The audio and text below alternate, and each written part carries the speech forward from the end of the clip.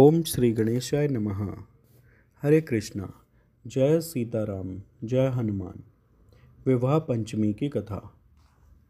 धार्मिक पुराणों में भगवान शिव पार्वती विवाह, श्री गणेश रिद्धि सिद्धि विवाह, श्री विष्णु लक्ष्मी विवाह, श्री कृष्ण रुक्मिणी सत्यभामा विवाह के साथ ही प्रभु श्री राम और सीता के विवाह की बहुत चर्चा होती है। इन सभी के विवाह का पुराणों में सुंदर चित्रण मिलता है। कदाचित भगवान शिव और माता पार्वती के विवाह के बाद श्री राम और देवी सीता का विवाह सबसे प्रसिद्ध विवाह माना जाता है, क्योंकि इस विवाह की एक और विशेषता यह थी कि इस विवाह में त्रिदेवों सहित लगभग सभी मुख्य देवता किसी न किसी रूप में उपस्थित थे। कोई भी इस विवाह को देखने का मौका छोड़ना नहीं चाहता था। श्री राम सहित ब्रह्म ऋषि वशिष्ठ एवं राज ऋषि विश्वामित्र को भी इसका ज्ञान था। कहा जाता है कि प्रभु श्री राम तथा जनक नंदिनी का विवाह देखने को स्वयं ब्रह्मा, विष्णु एवं रुद्र ब्राह्मणों के वेश में आए थे। राजा जनक की सभा में शिवजी का धनुष तोड़ने के बाद श्री राम का विवाह होना तय हुआ। इस विवाह का रोचक वर्णन आपको वाल्मीकि रामायण में मिलेगा। अतः विवाह के समय ब्रह्म ऋषि वशिष्ठ एवं राजऋषि विश्वामित्र उपस्थित थे। दूसरी ओर सभी देवी और देवता भी विभिन्न वेश में उपस्थित थे। चारों भाइयों में श्री राम का विवाह सबसे पहले हुआ। सीता स्वयंवर व विवाह पंचमी की कथा। विवाह पंचमी की कथा के अनुसार भगवान शिवजी का धनुष बहुत ही शक्तिशाली और चमत्कारी था।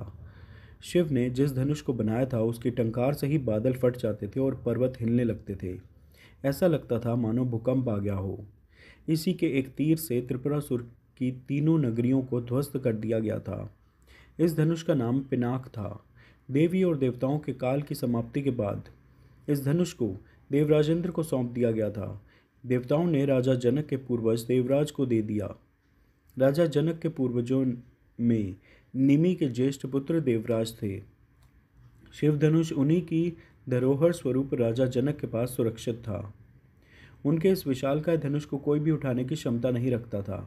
इस धनुष को उठाने की एक युक्ति थी। जब सीता स्वयंवर के समय शिव के धनुष को उठाने की प्रतियोगिता रखी गई तो रावण सहित बड़े बड़े महारथी भी इस धनुष को हिला भी नहीं पाए थे। फिर प्रभु श्री राम की बारी आई। श्री रामचरितमानस में एक चौपाई आती है, उठहु राम भंजहु भव चापा, मेटहु तात जनक परितापा। इसका मतलब गुरु विश्वामित्र जनक जी को बेहद परेशान और निराश देखकर श्री राम जी से कहते हैं कि हे पुत्र श्री राम, उठो और भव सागर रूपी इस धनुष को तोड़कर जनक की पीड़ा का हरण करो।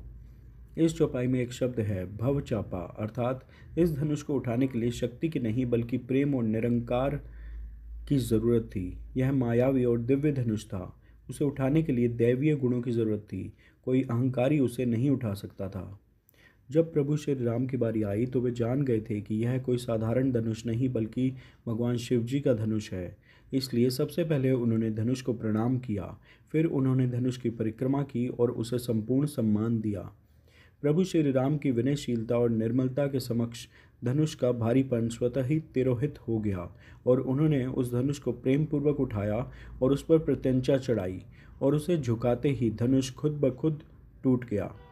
कहते हैं कि जिस प्रकार सीता शिवजी का ध्यान कर सहज भाव बिना बल लगाए धनुष उठा लेती थी, उसी प्रकार श्री राम ने भी धनुष को उठाने का प्रयास किया और सफल हुए।